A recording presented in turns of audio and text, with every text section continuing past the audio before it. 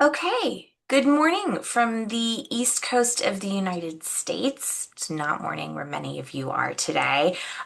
We are here today to talk about the Case Insights on Philanthropy in International and Independent Schools survey, and we're really excited to walk you through this survey and show you how to access it on our relatively new survey platform. I'm Emma Sondak. I'm the Senior Data Strategist at CASE. And today I'm joined by Deborah Trumbull, Senior Director of Research, and Cricket Casper, Senior Director of Schools. Here's a quick agenda for what we're looking at today. We're going to share a little bit about what Case Insights is. We're going to walk you through some key questions in the survey and through how to access our data entry platform, give you some time for Q&A, and then share with you just some next steps. Deborah.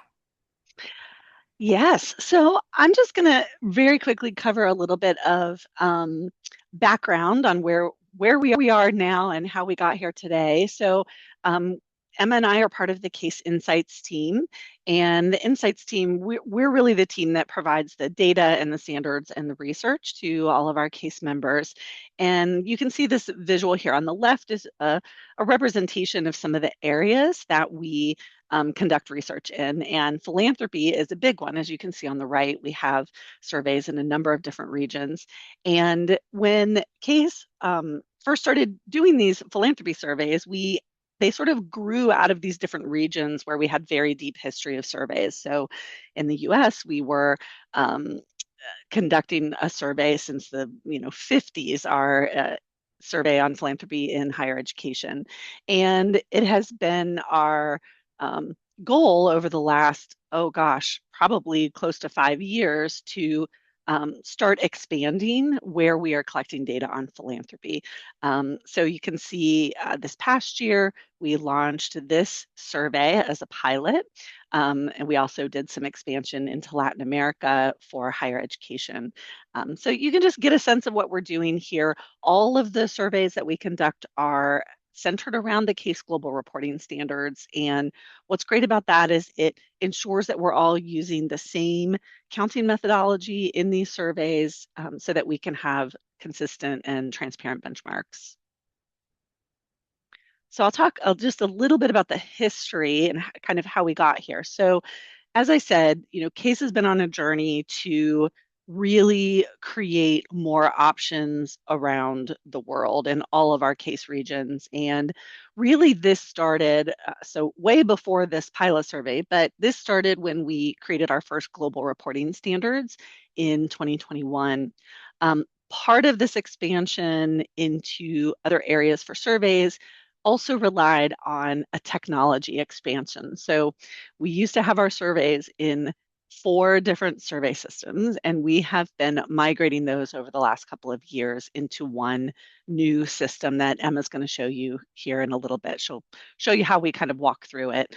But this moving, creating this survey was a big part of our plan. So, gosh, I think it's maybe been 2.5, almost 3 years ago now, we first started meeting with case member schools across a number of regions, um, soliciting input on what kind of um, questions we could include this first year in our pilot year. And really, our goal was being able to create benchmarks for our non-US member schools. We do have a survey in the US for independent schools that we do in partnership with the National Association of Independent Schools here in the US. And the ultimate goal is to have all of that data in one place so that we can really build truly global benchmarks. So it's coming. We're not there yet. This is the start, and you are a big part of helping us build those benchmarks. A few things about the survey. Through our conversations with case member schools, we have built the survey in a way that different types of schools can take this. There are some questions that are specific to international schools that don't apply to independent schools. There's some conditional logic to make sure you're getting the right questions. And we also have some uh, customization for our schools in Australia. who have some different needs. Emma's going to talk about that as well. And then, you know, in order to bring all of this data into one place, we really wanted these questions to apply no matter where you're located. And again, the global standards really helped us do that because we already had this base of definitions that work all over the world. But we tried to use the broadest, most descriptive language so that these questions do apply to you no matter what region that you're located in. Thanks, Emma. Deborah. Mhm. So, in addition to the opportunity to gain valuable benchmarking, like Deborah talked about, we really feel that participating in this survey, the sort of core of it is about helping you think about strategic goal setting. The survey can help you identify strengths and weaknesses, both in terms of systems and programs, in terms of was there a data set that it was hard to get or not available that you should be maybe thinking about tracking. It helps you identify high performing areas and opportunities for growth. You can use the data to set realistic and impactful goals. The data really helps you focus on data-driven decision making. It helps you have the evidence for a trend that maybe you've only seen anecdotally. Eventually, you'll be able to see it both at your institution and at a macro level with data behind it. And it will, as Deborah said, eventually allow you to access consistent benchmarking. But before we get to sort of that larger benchmarking, it will help you keep a consistent internal benchmark. If you take the survey year over year, you can come back and look at that data every year to sort of see what's happening for you. That's one of the really great benefits of the Insights platform we have. It will allow you to create comparison charts and tables both for your year over year information and then also across institutions. Cricket, is there anything else that you want to share about benefits of taking the survey? Definitely. Thanks, Emma. So as you're thinking about the data, especially when you have it year over year, even if you're just looking at your own data, think about the ways you could be using that with your board, with your development committee, with your leadership team, and with your own team. I would also encourage you to think about the consistency because you're using this platform. We've all been part of advancement shops, and our turnover can be high. If you're using our platform for this, it also means that those that come after you won't have to start from scratch or reinvent the wheel. They can keep building on the great work that you've been doing and that your school's been doing. The consistent benchmarking against others that will come in a few years, as you know, we have more and more people take the survey, that will also be incredibly powerful. I'm sure all of you have been asked to, drop the name of a fun school that you are seen as a peer with. Your board and your boss are asking you, like, well, what's happening at that school? Why are they doing alumni things we're not doing? How are they raising more money? What does that look like? This will be the tool that has consistency to show them and you, like, what it really looks like. So I highly recommend that you participate in the survey. Thanks, Cricket. That's such a great point using this data to talk to your leadership team. I know that that was always a hurdle when I was in schools. Okay. The survey has 8 sections, including an opportunity for feedback and our data agreement. Our goal right now is to keep the survey as easy as possible, knowing that participation requires an investment of time and resources on your part. And while we won't walk through in depth every data point, I will highlight key questions in each section. All of the information I'm going to share with you today is also available in the survey itself and then in the survey documentation, which is on our website. Just as a quick reminder to what Deborah was saying earlier, institutions in Australia will see different questions for funds received by purpose and new funds committed by purpose, and that's in keeping with feedback from schools in that region about how they're tracking tax deductibility. So as you're working through this survey, this is the definition we want you to keep in mind. This is the Case Global Reporting Standards definition of education and philanthropy. And just to sort of quickly summarize what the slide says, Educational philanthropy is the voluntary act of providing private financial support to nonprofit educational institutions. The two things we think are really important to keep in mind is that that support must be provided for the sole purpose of benefiting the institution's mission and without the expressed or implied expectation that a donor receives anything more than recognition and stewardship as a result of that support. And this definition is also included in the survey at various points, so you can see it there. All right, Section 1. Section 1 is the data use agreement, and you have to sign this in order to complete and submit the survey. Uh, the data agreement, sort of in quick summary, essentially says that all case members have access to the data through the Case Insights platform. And within that, if you are a case member, institutions are identified to other case members for the purpose of benchmarking. However, if this data is shared with our educational partners or survey sponsors, the data is aggregated and de-identified. Basically, one-to-one sharing with case members, your institution's name will be visible. Sharing with educational partners and survey sponsors, information will be aggregated and de-identified. And this is really our sort of standard data use agreement these days for most of our surveys. Sections A and B of the survey are about school details and financial operations. And these include questions about institution type and characteristic. This is where you're going to identify as an international or independent school. Again, as Deborah mentioned, there are some questions specific to international schools that will only pop up if you click international school in this section. This is also where you can identify as a single sex school, the boarding or day components, the year founded, your type of governance, those kinds of things. Currency used for reporting in this survey. So please select the currency you are reporting in. If it's euro, great. If it's Swiss franc, great. If it's yen, great.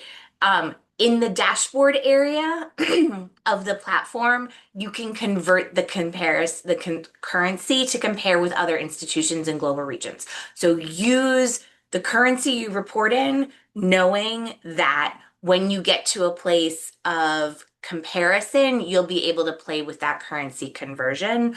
Also, we will end up converting dollars in the or currency in the report to US dollars. This is also where you can put enrollment and ages of student. Really quickly, we know that schools in different regions cover middle years differently. So please pick the groupings that most closely describe your student's age group. There's about 5 of them in the survey. And then finally, excuse me, endowment, gross tuition and aid, and operating expenses. We're looking for total numbers in all 3 of these categories. The tuition section will calculate the net tuition for you. And then international schools have an additional question here about tuition and fees paid by companies of current parents. The next section, section C, is advancement details. And this is really looking at the structure of your advancement program. The number of years you've been fundraising, do you have a charitable foundation? And then we're looking for the total number of legally contactable constituents in the following groups: parents and guardians of current students, alumni, grandparents of current students, parents and grandparents of alumni, or what a number of schools look at as alumni families, and employees. This question has a couple of specific caveats. One is that we would like you to count the individuals, not the households. That means that for each family, you would count the individual number of parents and guardians or the number of grandparents. And then we case define legally contactable as an individual who is not marked as deceased. for whom you have at least one means of contact, a phone number, a postal address, an email address, and who does not have a total no contact status. They could have a status of do not email, but as long as they do not have a total blank on no contact, we count them as legally contactable. The other question in the advancement details section has to do with campaigns. We're essentially asking whether you have been in a recent campaign, what phase of that campaign you're in, and then how much that goal was. As a reminder, CASE defines campaign as a concentrated effort to raise a specified sum of money to meet a specified goal or goals, and it's usually constrained within a period of time and for a specific purpose. So we're really asking about whether you're running a campaign for possibly a new building, possibly an endowment, maybe you're running a long-term scholarship campaign, those kinds of things. The next two sections in the survey are all about dollars raised. CASE looks at comprehensive totals of giving across all sources for all purposes, and we do so based on two counting methodologies. The first is funds received, and that's what we consider a measure of money and property received in the reporting year. So that includes things like payments on pledges, either current year pledges or previous year pledges, realized bequests and legacies, newly established planned gifts, and then outright gifts, any gift not associated with a pledge. New funds committed measures the impact of fundraising efforts. The idea here is that you're measuring new monies and properties committed in the reporting year. So the big difference here is that this is where you would record any new pledge that came in, but not the payment on the pledge, and any new bequest or legacy intention as long as the donor was over 65. You would also continue to include newly established irrevocable planned gifts, and then outright gifts, again, not associated with the pledge. So, Section D is funds received. We're looking, again, for monies and properties received in the reporting year. The reporting year for the current survey that is open is your fiscal 25 or your calendar 25. We also, as a quick reminder, so funds received, the money that's received in the reporting year, and funds received that meet the definition of the educational philanthropy, which we saw earlier in the slide deck, those should be included regardless of tax deductibility status to the donor. So that's something that is really important for all of you. And then also the Australia versioning captures areas they're tracking closely since they have specific purposes that are tax deductible, including bursaries, scholarships, libraries, buildings, those kinds of things. So the specific questions in funds received are going to be total funds received, total donors, total realized bequests, and total funds received by purpose. Those questions are all just hard credit numbers. There is a question of funds received by constituent type, which allows you the opportunity to count soft credits if you do. A hard credit, for those of you who have maybe said, Emma, what on earth are you talking about? A hard credit is funds received, the legal entity that has control of the gift. So it's the name on the check is usually how we look at it. A hard credit is the name on the check who legally gave the gift. And then a soft credit refers to recognition.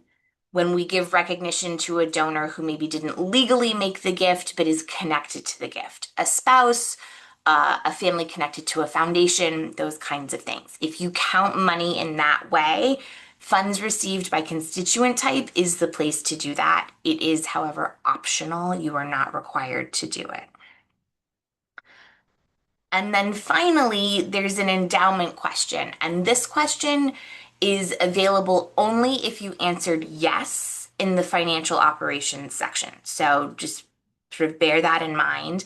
And the question is looking for the total value of funds received that were allocated to the endowment. So not the total value of the endowment, but the amount of money raised in funds received that was allocated to the endowment.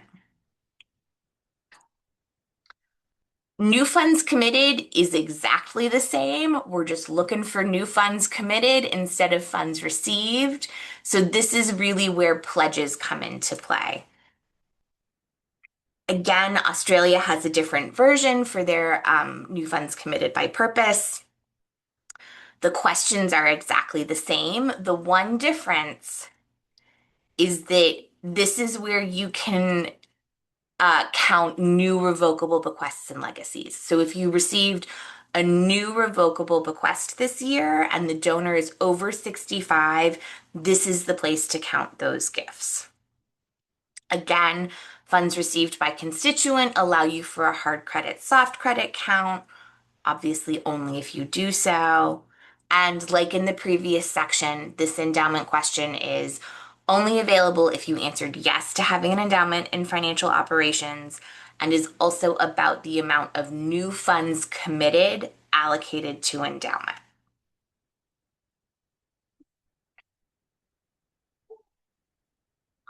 Section F is advancement staff and expenditures, and these are questions about the structure of your advancement office. So this year we're really excited. We've added a question that we hope will help inform your answers and also help us understand a little bit more about how your shops are organized. And that question is, does your school consider admissions or enrollment staff as part of your advancement and development team? So that's like the first question we're going to ask you here. After that, we're looking for total full-time equivalent.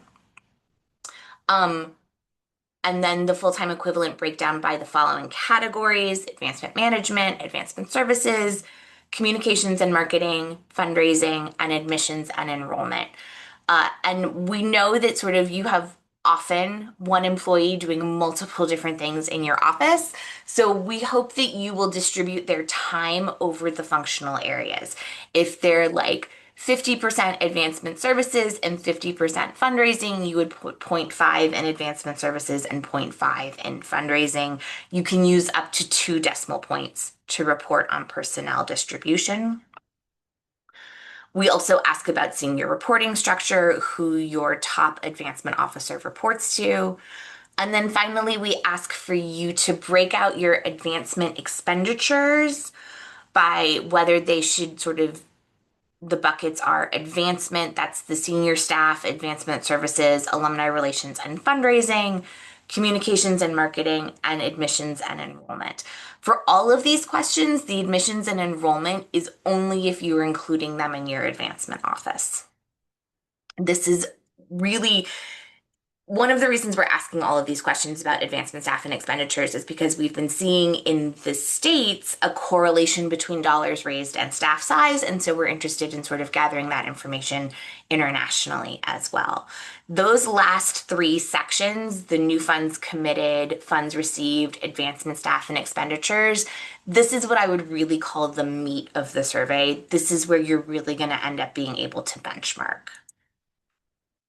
Emma, Yes. just very quickly, I'm going to put a link into the chat that for folks that want more detail on the definitions and the instructions and the actual list of survey questions, you can go to our website and we do provide guidance documentation there. So I'm going to just put that link in the chat so folks can have access to that.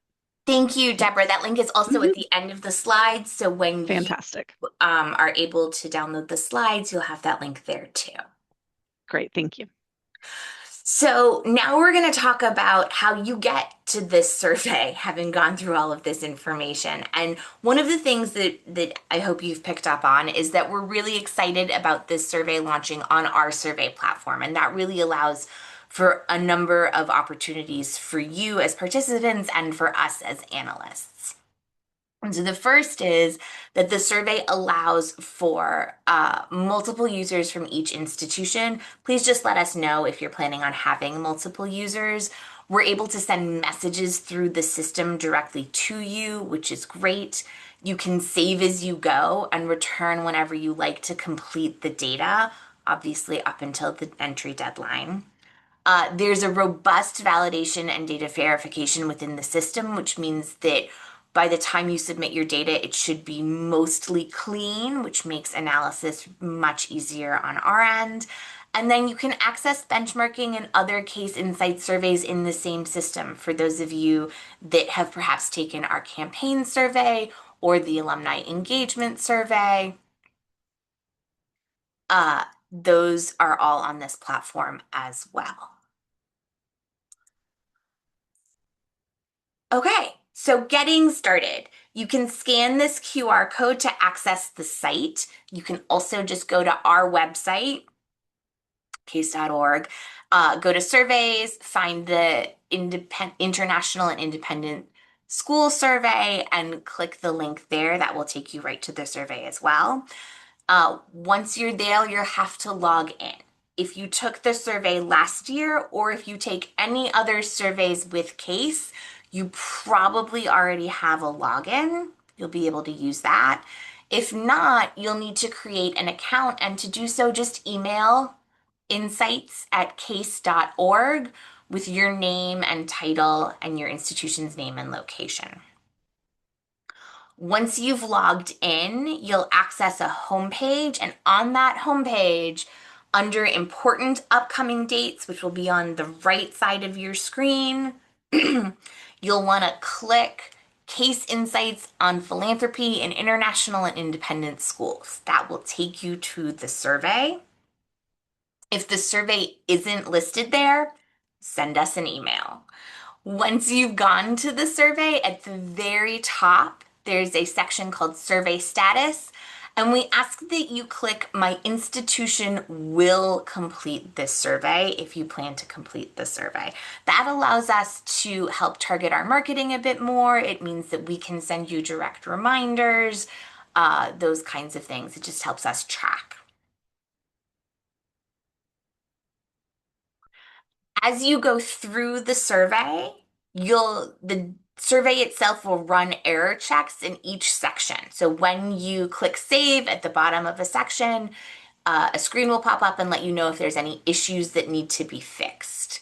There are 3 error levels. Fatal errors, those have to be fixed before you can submit.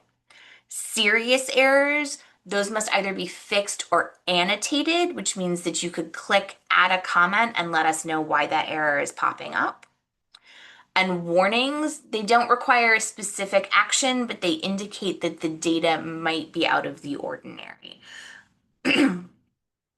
Some of the things to note about error checks is they often show up because totals don't match. For example, your total funds received doesn't match your total funds received by purpose. That would trigger an error. It's also possible they pop up because the question wasn't answered. Or if the data isn't logical. The checks are often there to make sure a number is logical. It's not too large or too small based on other questions. So those are often the reasons that those errors pop up.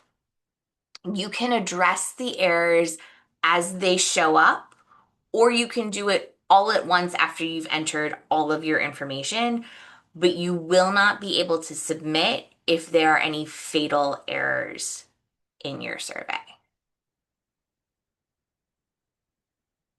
Once you've entered all of your data, we ask that you follow the steps under the completion process at the bottom of the survey menu. Again, checking your survey for common problems or errors, downloading a copy of your survey just so you have it all in one place.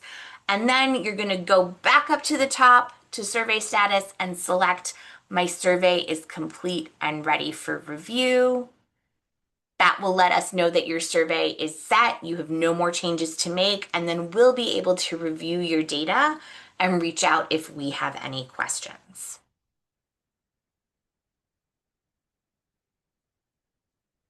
Okay. In summary, your next steps are going to be to head to the Insights platform, log in or request an account, and mark My Institution will complete this survey. The survey closes on the 31st of January or the 28th of February for our Australian friends. That's because most of our Australian friends are on a calendar year, so we're giving them a little bit more time to finish out their data. Um, a downloadable version of the survey plus the definitions is available at that website, which is also the website that Deborah put in the chat. If you email case insights, sorry, insights at case.org, that's where you're going to want to set up your survey account or let us know that you have any questions. Those can be questions on the survey itself. You don't understand a question, the definition doesn't make sense, or technical questions. You can't get access to something, the survey's giving you an error when it shouldn't be. Any and all questions go to insights at case.org.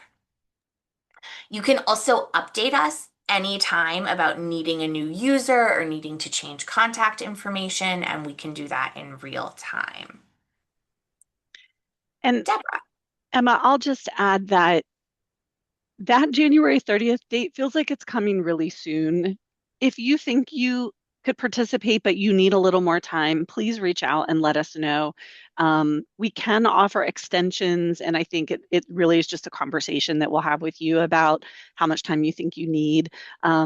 Obviously, we're trying really hard to build these benchmarks, and we would rather have the data be a bit delayed and have that, have you be able to submit your data to be part of this project. So please reach out if you feel like you need more time because we can work with you on that. Yes, thank you. That's such a great reminder. We're absolutely happy to give you a little bit of an extension. We're happy to walk you through any questions that don't make any sense. This is a lot of information. We're hoping that it's information that you all have pretty easily available, and that once you get into the survey, you'll sort of look at it and say, oh, that's what Emma was talking about. I answer that question every day. This is not a problem. But if you hit a roadblock, please send us an email. We are happy to help you. Mhm. That's it for us. Cricket, did you have anything else? No. Thanks Okay, for your great. interest in the survey, and we look forward to sharing results with you next year. Yeah, we're really excited. All right. Thanks, everybody. I know this was fast and furious, but hopefully you get 30 minutes back in your day to get a treat or finish that project you meant to finish or take a walk. Yep. And you will have access to a recording of the session if you need to come back and look at anything again. Absolutely, as well as the slides. All right. Thanks, Okay. everyone. Bye. Thank you. Bye.